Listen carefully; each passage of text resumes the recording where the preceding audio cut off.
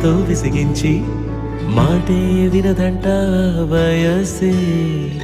ఇప్పుడే గుర్తొస్తే అన్నీ వదిలేసి మా గుండె తిరిగేదా చోటే.